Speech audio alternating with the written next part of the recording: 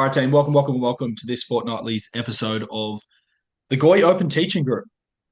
Today we're diving into accessing essential qualities. It's the I can't Nat will share it in a different way, but I kind of say like the backbone of everything we do at GOI is enabling, Yeah. helping, guiding individuals into the essential version of themselves. And Nat has been documenting and categorizing for the past 10 years in his professional career these essential qualities. And today we're going to dive into the top three or four essential qualities when it comes to starting to navigate and understand what it truly means to be in the essential self and operate from that place. I'm not going to share anymore because I know Nat's got something really cool for us to go through today, so I'm going to hand over to him. Please keep the chat panel going. If feedback, like Mm. even if it's just a resonating landing, again, this isn't a YouTube series. Don't sit back. Imagine that we're at a cafe. So if you're hearing something you like it, if you just had the energy just to pop through, got it, like it, it gives Nat and I a lot of feedback on where we can go on the call. Of course, if there is a question that you have, please feel free to comment it through. I do my best to keep an eye on all of the questions. If you felt that it hasn't been answered, it's probably consciously from me. I'm taking note of it to answer in the Facebook group. So we'll do our best. Everyone ready to rock and roll? Awesome. No, it's all yours. Are we ready to rock and roll, team? You are going to get raw Nathaniel today, trust me. This is a rare sight. This is a rare sight. Okay, so actually, let me get you out of the way first. I want to try and create a landscape for everyone because I think it's helpful. I think this landscape's helpful at the moment and it gives you a bit more, I would say, a way to understand yourself in a bigger contextual framework, which allows you more variety, more variability, more openness in the inner discovery, not just kind of these rigid ideas. So on the left-hand side, I've got acculturated self. Acculturated self is, if you're looking at PD work, shadow work, performance work, parts integration, breath work, mental processes, etc., etc., etc., everything that you get delivered usually is to reinforce the acculturated self. And the acculturated self is just you, your name, what you do. Hey, make sure you make that thing better, or make that thing different, or make that thing something else, or try and get out of that thing, whatever it is. That's typically called false self work. It's kind of work done on the ego structure. It's really good stuff. Tommy and I call it moving the furniture around. It's all good stuff, but technically, you're kind of just moving the furniture around to kind of adjust yourself in different ways. Everyone hits the end of that road. Everyone, like, because it's just a very limited way to work with yourself. Even if you're doing like what feels like really deep shadow work, or really deep parts integration and inner child stuff and some pretty gnarly stuff, even doing that runs its course and you kind of get to the end of the road and be like, well, I still fucking feel exactly the same. That's the truth. So then what happens is people open up their minds in a big way and they go to spiritualized places. That's the kind of usual next step. The usual next step is into the big, into the great other, into the full letting go or the full surrender or whatever. It's a big jump from acculturated self to really what's on the other side as people start exploring spirituality. And so things like non-dual awareness or emptiness practices, Vipassana meditation, TM, transcendental meditation, Kriya Yoga, Buddhism, these all fit in the realm of big, open, no mind spaces. And they're very interesting. If you come from an acculturated place and you start to look into the world of the spiritual in any way, it's going to impact you. It's what it does. It impacts people. But it's too big. They're too far apart. The current literature we have access to is too far apart and doesn't pay attention to logos. Logos is right now, the time we're in right now, the demands, what we have to deal with, how our culture is going, what's it like to be alive today, what's it actually feel like in our experience today, has nothing to do with the spiritual systems that we get shown. Anything from, look, guys, I fucking tried all of them, and I practiced them. I didn't learn about them. I went and did the thing. You can do any of them, and they all equal a truth of kinds. All of them, they're all great. Like they all have a spiritual heart. It doesn't matter if you're into it or not. It doesn't even matter if you believe it or not. If you practice something honestly, it's going to change you. Now we enter what we're doing here. There is something that you need to fill this gap with. There is something that lives in between, which makes everything else make sense. There's an essential body. It's like, imagine the next layer up from the ego. There is actually an essential self that's still highly, highly, highly you and very individualized, but it gets touched by the divine. It gets touched by the spiritual places. So it's a full combination of individual and very subtle and specific essential qualities. They kind of pop up all around the place, in this essential world. They're bridges between this acculturated, heavy, time-bound self of like, where is this fucking thing going? Like, where is this fucking show going? What are we actually doing here? We have all the resources. We have everything. We can turn the world's problems off like that if we want. We can. We have every resource ready and available. What don't we have? We don't have correct minds. We don't have correct minds. Because a correct mind, an ordered mind, a mind that says, I have more money, you have less, here, take mine. That's a correct mind. When that's only found in the essential place. So the essential world is the missing landscape between our profound spiritual realities, which are true, and our demanding individual life. Sorry, cat, get out of the way. It's the true landscape of the heart. This is a landscape of the heart diversified into its multifaceted intelligence. It is a reality of the heart, and it is weird and complex and strange and in the present only and very different. And people's hearts have capacities, and I mean serious capacities, telepathy, intuition, all kinds of weird shit. This is the essential world. It can be learned and understood. It can be seen for its truth. It's the heart is the answer. The heart is the fuel, the landscape, and the vehicle that binds these two places together. And we go, oh, that's how you do it. So, pause. Where are we at? Yeah, I was just about to say, if we can just hold there, guys, jump in the chat panel. Where are we at? What are you noticing? What's coming up? I'll say one thing. The essential self is just your most radical, authentic self. That's all it is. Played out on the inside first and then expressed externally.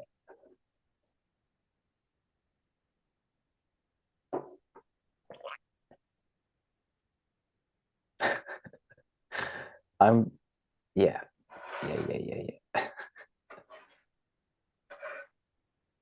I might pick on someone in this class, maybe.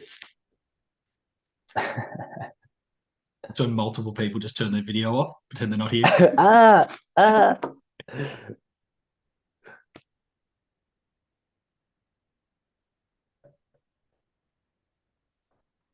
Yeah, I love the comments coming through. Beautiful. Well, heart, just a massive yes to this.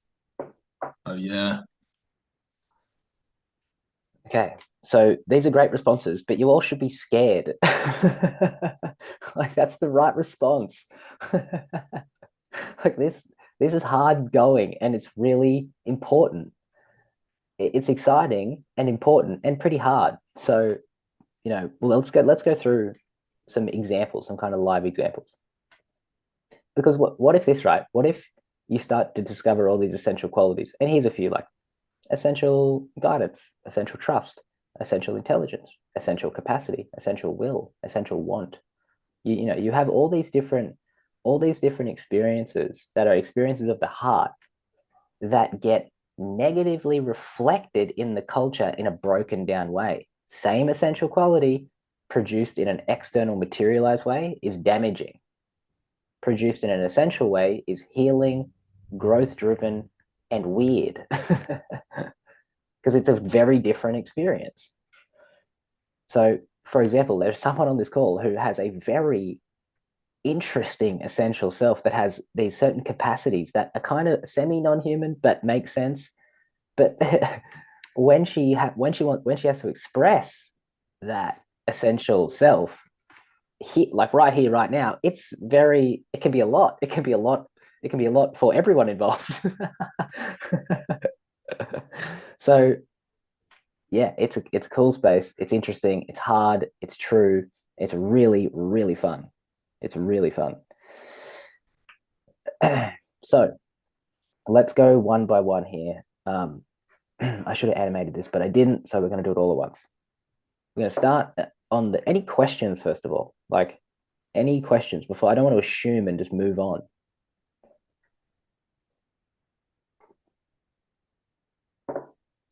How we doing, team? Good to keep going. Okay. What we're going to do is this. We're going to go piece by piece. We're going to start with the acculturated. These essential qualities are essence. Imagine you've got all this essence in you, right? People talk about source or essence, like it's really cute, but it doesn't make sense. You have this essence about you, or call it whatever you want, heart, but it's so diversified into its jobs and roles and stratifications and experiences that it's way more complex than the mind, but way more fulfilling. And you got to make a commitment to yourself, and it's a really hard one.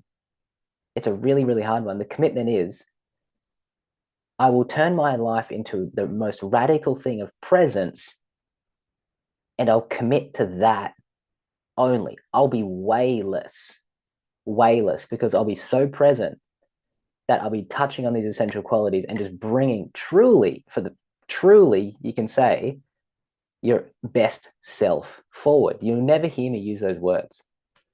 But your best self is only when you are committed to so much presence that the essential self has a chance to breathe and come out.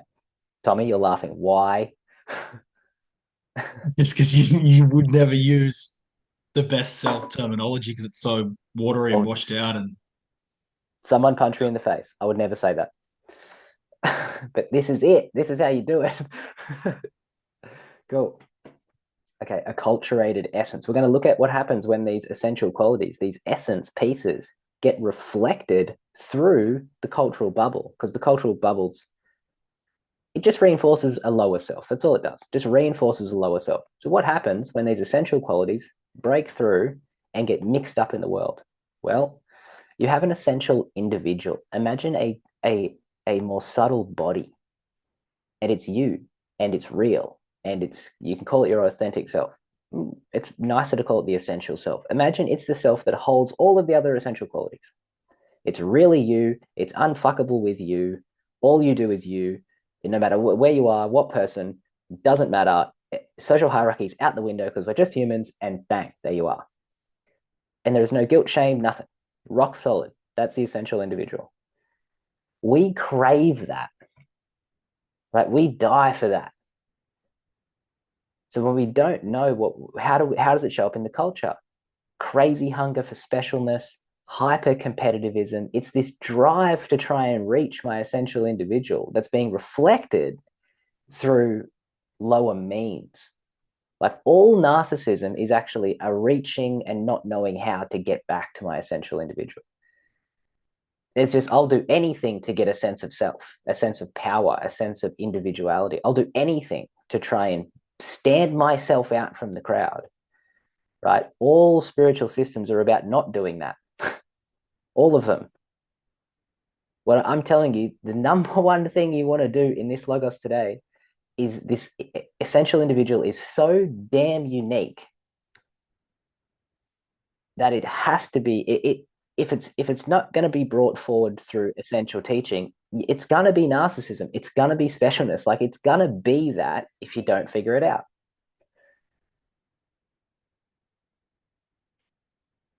Tommy and I used to take this approach of like, hey, there's this cool new stuff you could do. I've kind of turned the corner now because it's getting, the teaching itself is getting a little intense, which is kind of like, hey guys, get on the horse, let's go. So that's, you can feel it, right? You can feel it in yourself. You can feel this kind of like, where however you've done it, specialness, competitiveness, narcissism, there's covert victim, whatever. You're trying to really carve yourself out. in the presence, in the heart, there is this thing you could call the essential individual, and it just cools the whole system down. Like the whole system cools down of the fear and the anxious and the what about this and da da da da da.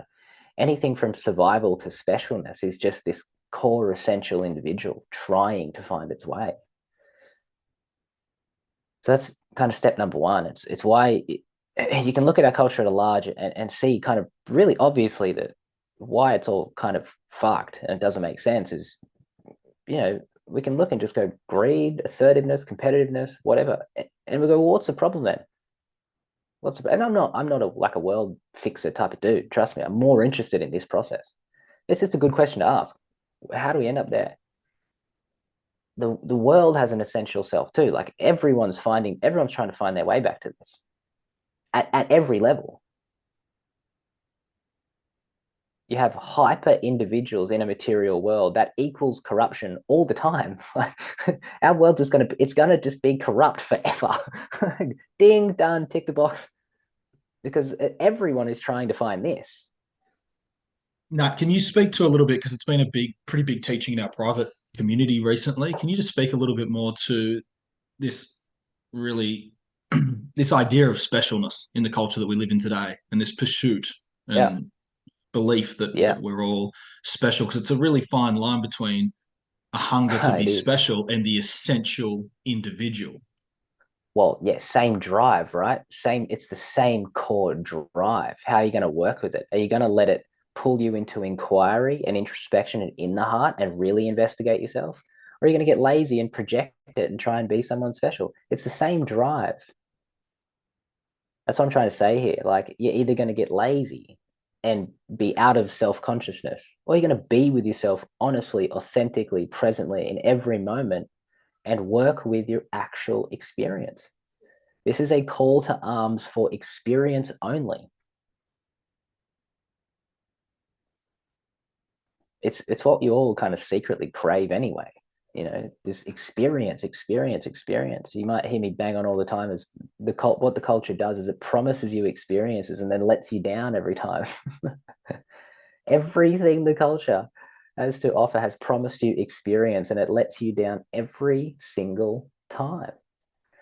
Because the true experience that fulfills, and it's the only one that fulfills, is this. It's essential nature. It's a feeling experience. I choose to be alive here now as an experiencing thing only, not a thinking thing. That's the demand. If you want. Okay, let's go to the next one because they're all fun. They're all very interesting. This essential personal value is like it's a main essence of the essential individual. What comes with essential individual is a knowing of your value immediately, because you realize you have a realization, like you have a brain explosion and you go, holy shit. When I'm my own true self in the moment, locked in and present, I produce things of such better value because they're only me, and only I can produce that in that moment. So part of the essence of presence is a natural, known, self-intelligent value where there's no more human trying to be valuable. The human and the fabric and the value all lock into one thing. And you go, oh, it doesn't matter if I'm a mum or working at a service station or fucking Jeff Bezos. None of that has anything to do with value. So how does that play out? This reaching for this essence of value in the heart that we don't feel, well, then you have what plays out as externally validated value. Achieve at all costs, prove at all costs, be recognized at all costs, do anything crazy just to seem valuable. Like you notice the things, if you really think about that, where you've been kind of let down and hurt the most, it would have been areas in your life where you've tried to be valuable. You've actually tried to be valuable. I'm not saying you're not. I'm saying there was a motivation to try and be valuable. That doesn't work. So, Nat, does all validation seeking come back to the interruption of essential personal value? It's a potential personal value. This is how binary it becomes. If you get validation and you soak it in, got it, got validated. Yes. If you soak it in, you're going, I need that over and over again. Now you can get validated, and what we call use the sieve approach. Our little techniques here is get a compliment and just sieve it through your body real quick. Don't let it touch you. That's just as valuable as trying to be valuable. It's like, got a compliment, sieve it through. Don't let it touch me. Don't let it touch me. And then on the other side of that, you just get this rock solid value. So it's a whole different landscape of different tools and technique, whatever. Okay, this next one is a nasty one, team. Like this is a nasty one. Essential strength is the same as essential separation, right? This is the really hard human stuff when you know you're in a bad relationship and you literally can't leave. Or you're in not even a bad relationship, just a relationship you don't want to be in. Let's just start there. You're in a relationship you don't want to be in. And you can't just go, hey, this isn't working out for me anymore. Bye. Like that level of strength to know it's not okay, but to stay, what is happening? There's a missing essential quality, and it's essential strength or separation. It's you can't leave things when you know you got to leave. And I'm not mentioning anything about trying or who's let's do counseling. I'm not mentioning any of that. Everyone has a knowing when it's time to leave. It's got nothing to do with trying to make it work or let's be sweeter to each other or maybe we can readjust the organization. It's beyond that where you go, just gotta go. If you can't act on that inclination and knowing of just gotta go, then there's missing essential strength. So many human beings, team, are missing essential strength. Even the biggest, gnarliest, nastiest dudes that are cold and stern and have all of the external strength in the world, they can't leave a dysfunctional relationship. The biggest, nastiest dudes right? Or the hardest, fiercest, most sharp-tongued woman with the best intellect you've ever come across, she can't leave the weak, frail dude at home who will never out-masculine her ever. Can't leave him.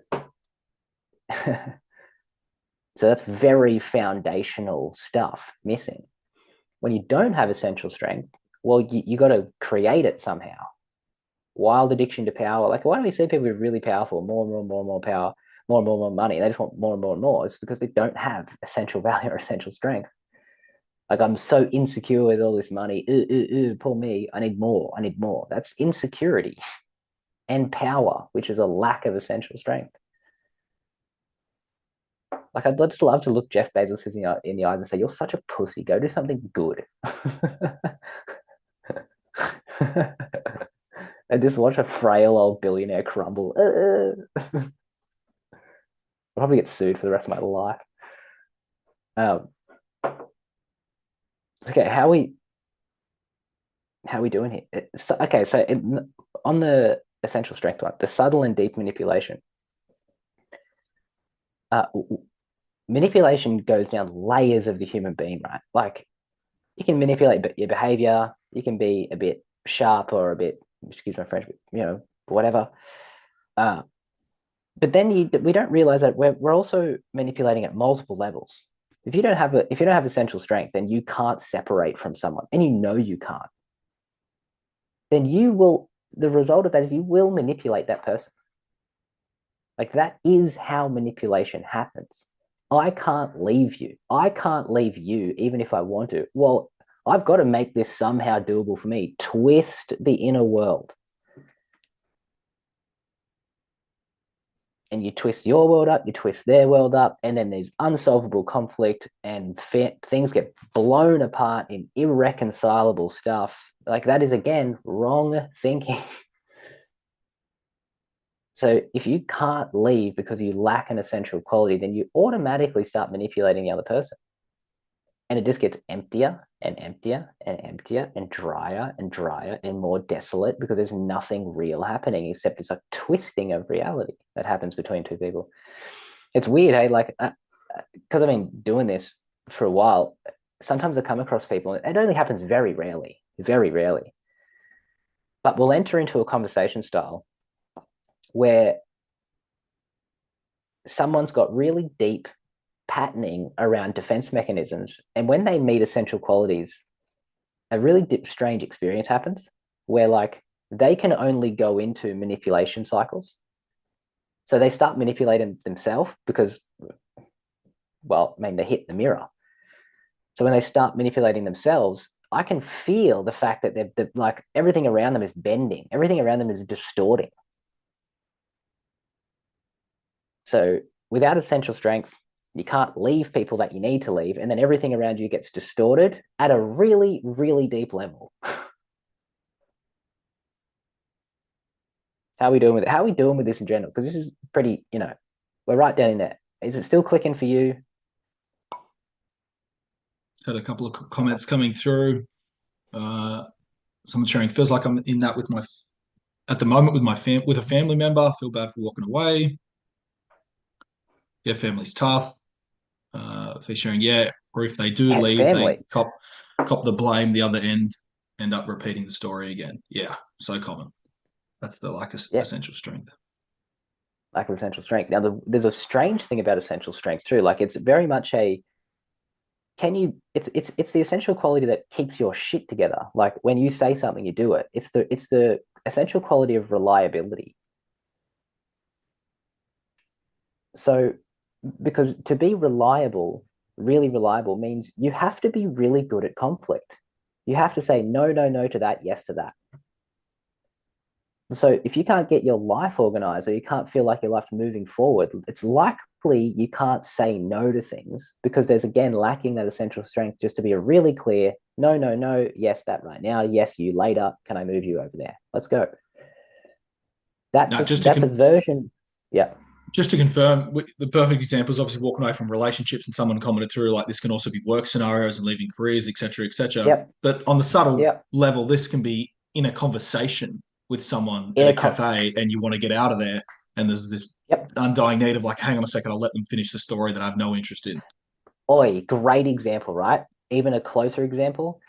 That's exactly right. You know, just knowing the time's done. You could have had an hour meeting with someone, and at 37 minutes, you're like, this is done. There's nothing more we need to do here. But we know we're not finish the story or whatever. Tommy's right.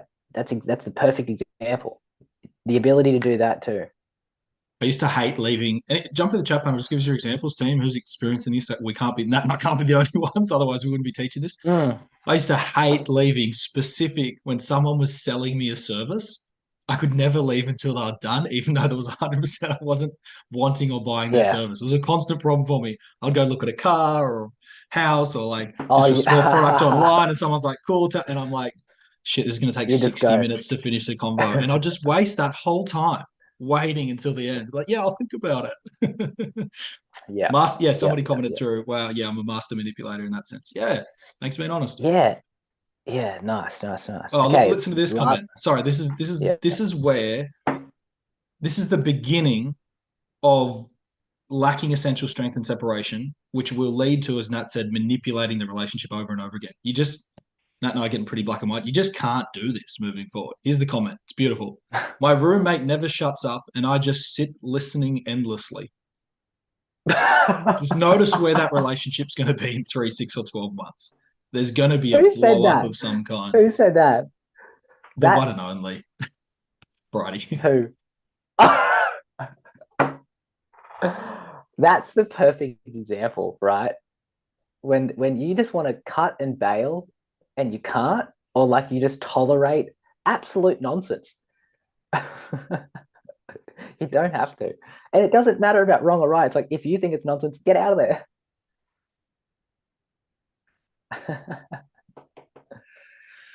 That's a funny one. I can just see that playing out so much.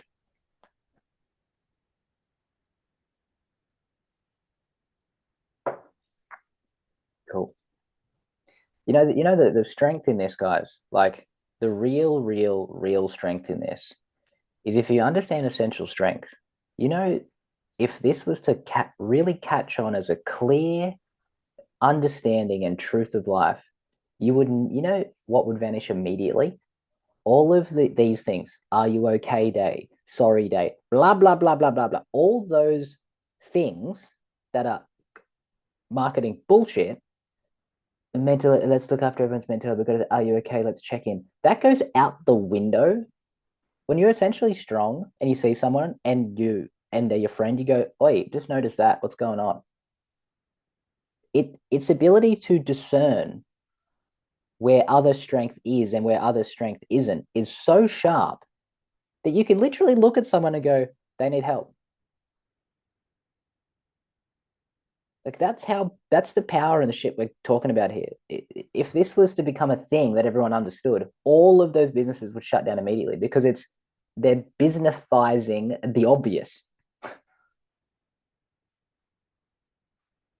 Then we get stuck behind labels and identities and trying to be special through mental health and let's raise awareness. It's like, hey, no, be stronger humans and just look around.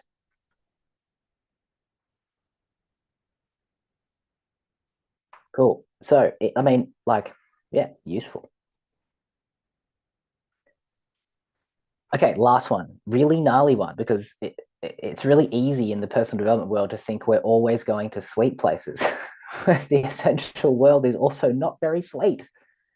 It's essential, right? So it's essential everything.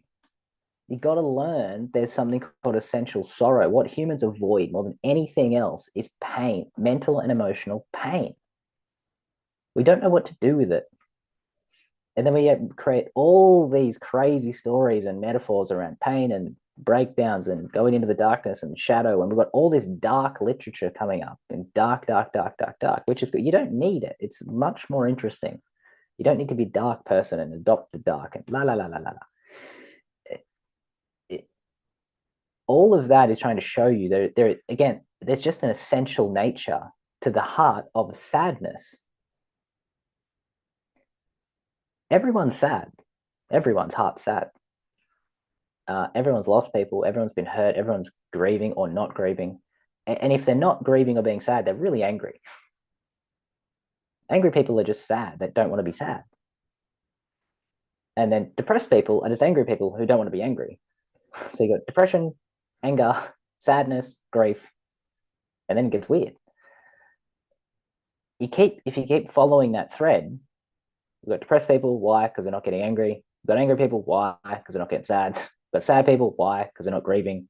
Why people grieve? Pain of the heart sucks. What's the pain of the heart? Essential sorrow. You can go all the way through into this essential sadness, which changes your entire relationship with heart pain. Heart pain sucks. Heart pain is drug addiction. Heart pain is every lost and wayward soul is heart pain.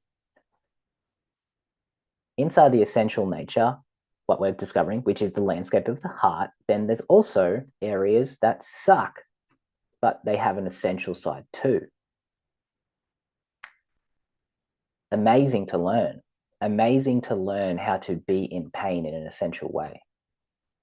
That's the ticket. That's the one. Da da da da da. That's the one. That's the primary one. The primary fuel, the primary entry point, the best practice is inquiry into essential sorrow. It's an essential thing trying to call you forward or trying to come out. So when you don't listen to it or don't know about it, how does it come out in our acculturated life? Addiction mainly.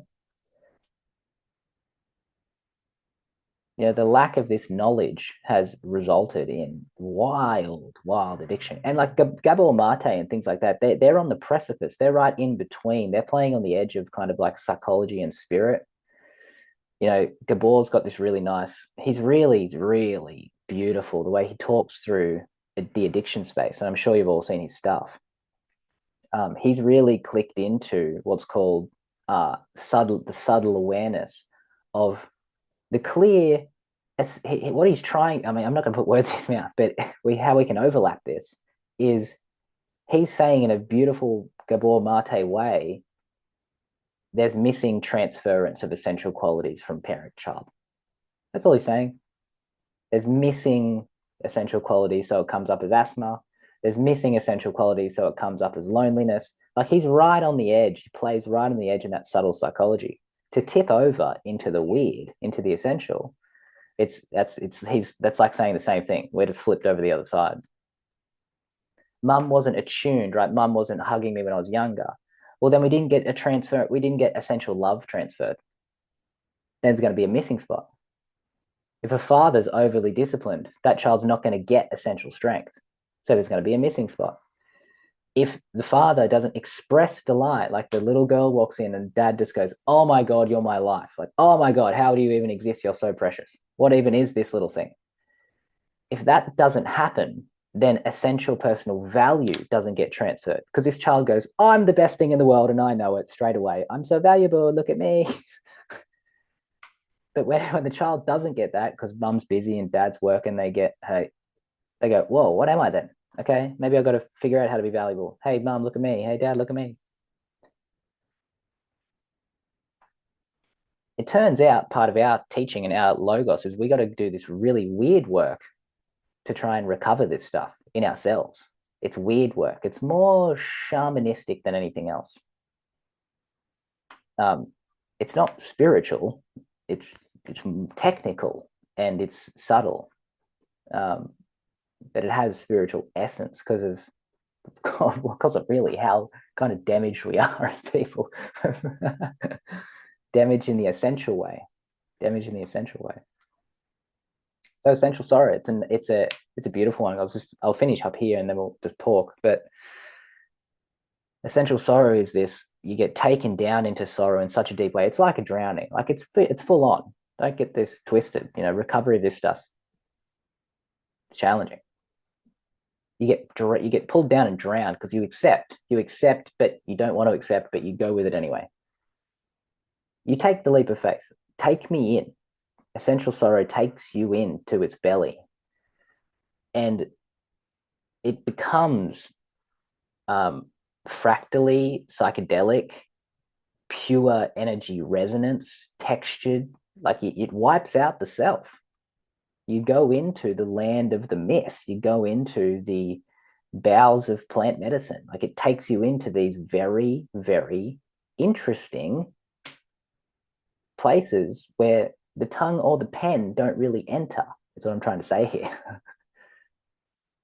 And it's sorrowful and it's heavy, but it's so healing as well because you enter a non-dual experience. You enter the non-dual place through sorrow. So non-dual meaning not two. There's not little dying thing, get me out of this pain. That mixes into an essential experience, and you realize, holy fuck, sadness and sorrow literally is my greatest healer because it's the one that takes me all the way in. And you have that truth in the moment. There's a truth in the moment too of like, bingo, central. So I'm sorrow. Yes, this is weird. This is hard, but it's so healing. I don't want to leave.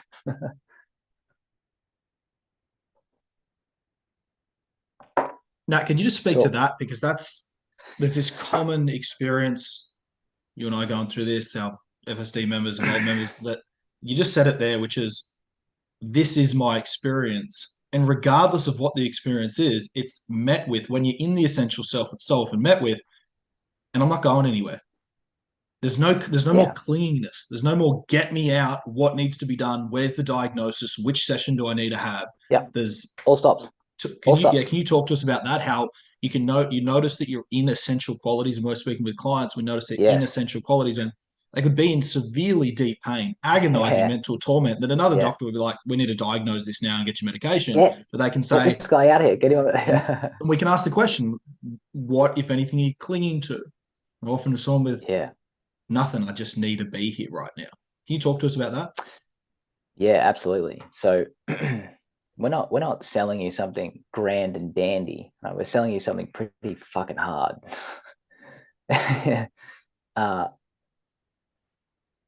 But the cool thing about it is that when you embrace and tolerate and work with this, each essential quality is a fraction of intelligence itself. So what happens is you might be in pain or working with something, and all of a sudden it becomes essential because the experience changes from, oh my God, something is wrong, I can't do this, to, hey, you're seeing this or you're learning this now. There's a guidance in it, and there's an intelligence, because essential qualities are, in fact, part of a greater intelligence. So when you connect with them, they can hurt really bad, but there's other qualities to them that support and hold. That's what it is. It's no matter what you're going through, there is other features that come in to show and support and intelligize and integrate it during it. And the weirdest thing is the essential qualities launch into your current moment in the world too. Like you're working from the inside, and then outside you're also doing stuff because it's all one thing.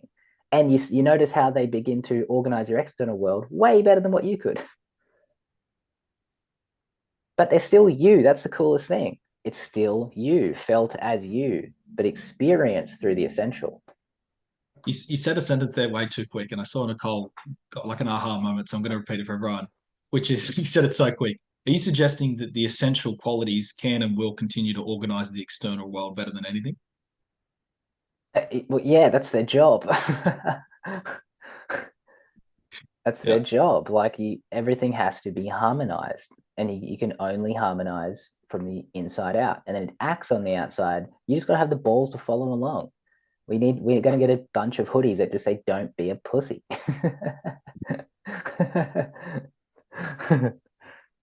I've not approved that team. As part stakeholder of this company, I've not approved it yet. Guys, please jump in the chat panel. Give us some feedback. What are you loving? What are you liking? Do you have any questions? And then I've just got two things that I want to ask Nat that we promised we were going to get through today. So I want to make sure that they're covered. But please jump into the chat panel now with some feedback. I'm gonna change the hoodie quote. So here's how it's gonna go. Okay, ladies, you're gonna get a hoodie, and it's gonna say, "Don't be a dick." And lads, you're gonna get a hoodie and says, "Don't be a pussy." Approved. Thank you. Yeah, jump into the chat panel team. Thanks, everyone. So Nat, a couple of things that we wanted to talk about, just something that we kind of missed, I think is like pivotal in regards to essential separation.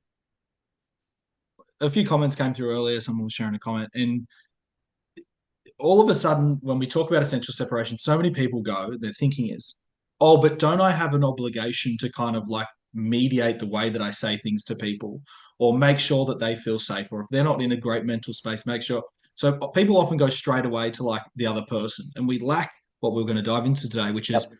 I actually wrote it in the email, which said, enduring painful separation beyond what you can tolerate. So people like to immediately, you know, Love it. separate themselves from like, oh no, but it's about affecting other people. No, it's not. It's about your inability to endure the Yep. pain that Endure. comes up with Endure. the Yep. separation. Can you just talk to us about that Even when really you know it's briefly? true. Oh, mate, you just crushed it. Like when you know something is right, that doesn't mean you can handle it in the moment. It means it's right, and you have to learn how to handle it. And a Right? Too big part bad, of too that, sad. yeah, a big part of that for anybody that's others focused is, so you're saying I have to separate and then deal with my own inner torment that I may have let them Yes. down, fucked them up. All This of it. Yes. this Yes. thing that we hold Yes. on to, which is, Yes. but what if I'm the one that said the bad thing that sent them into a spiral? Blah, blah, blah. Especially coaches and mentors who Yeah. have this frame of like, oh, but I should know better. Throw that out the window now. That's unhealthy. Yeah. Too Um, bad, honey. Too bad, honey buns. and the other thing that I'm just keeping an eye on these comments. I will get to them, team. The other thing that I just wanted to look after, because this is a big one. How does this all tie into the returning of innocence? Okay. God, we do some good shit. That's a good question. Why we hurt ourselves, why human beings hurt ourselves, we hurt the planet, why we hurt everyone else, is because we have lost our innocence. Innocence is a full blown experience in the heart. And it's true and it's essential. And the weirdest thing about it is it's enduring. Imagine innocence forever, but the maturity to handle the world. Imagine that innocence in you, sweet, unbridled, untouched, pure innocence, preciousness, freedom, light like a baby. but matured in the essential qualities to hold yourself together. I'll give you one more thing. I'll give you one more thing. And this is getting into the little secret playbook now, but this is the last one. There's an experience in the essential world called the essential child. It's the recovery of an unborn innocence that blooms in the heart and it explodes in like a golden kind of light. And it after that experience, there's an innocence in your vital, the place where we're normally fearful, where we're normally really reactive, hindbrain stuff changes into a everlasting innocence. And that on top, that deeply permeates the being of this innocence from the inside of the heart chamber. But on the outside, there is enough discernment and clarity to carve up your world and handle it, because we need to return to that innocence, but to handle the world at the same time. So the essential qualities they literally create a glass container of maturity and strength. So this most sensitive innocence can bloom in the middle and sit there, while you've got integrity and strength around you because you haven't been a pussy.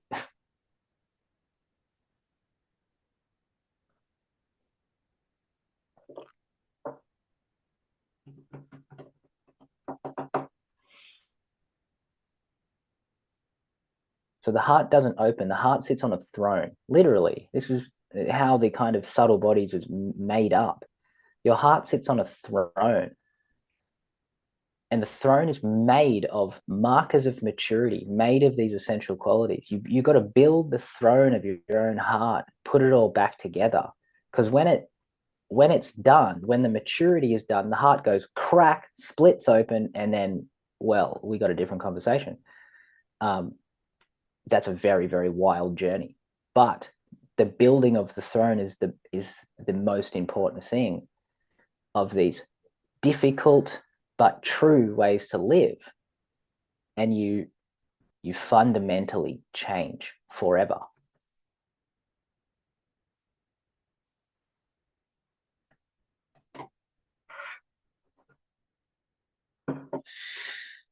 Back to the top, right? Culturated self, everyday self, always seeking something. Big, kind of crazy spiritual realities that are really interesting, kind of out there. This landscape in the middle is the total union of a radical, thriving individual that is fully spiritualized and straight down the line and made of love and integrity. The two words I keep getting for the logos today, right? The two words that keep just here's two words for our time and space is love and courage. Love and courage. The courage of the heart is the only thing you guys should be thinking about, honestly. The courage of the heart. If it's not open, get the damn thing open. If it's open and it's hard, too bad. If it's open and it's hard, make it harder. That's the message for today. Love and courage. If the heart's not open, get that sucker open no matter what. If it is open, go hard. Courage of the heart.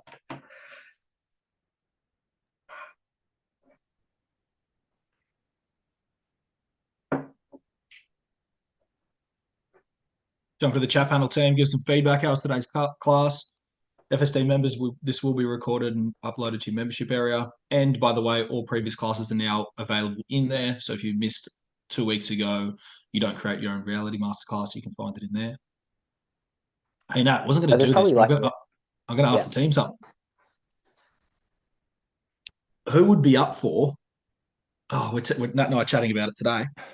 Who would be up for a 1-day live in the flesh event with Nat and myself later this year? Guys, look. Yeah,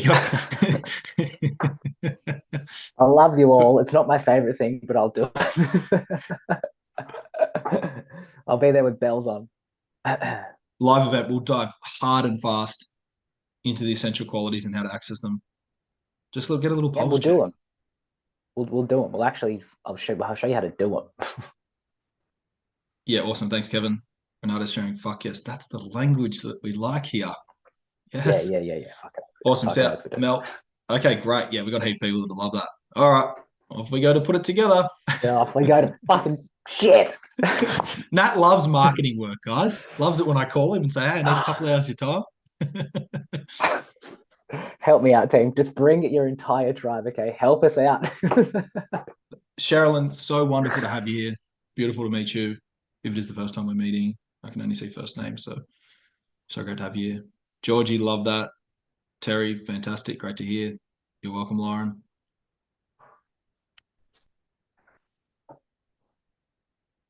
Yeah, beautiful. Thanks, Sammy. Thanks, Michael. Great to have you again, my man. Yeah, well done, team. I Any tolerated Nathaniel spray for an hour.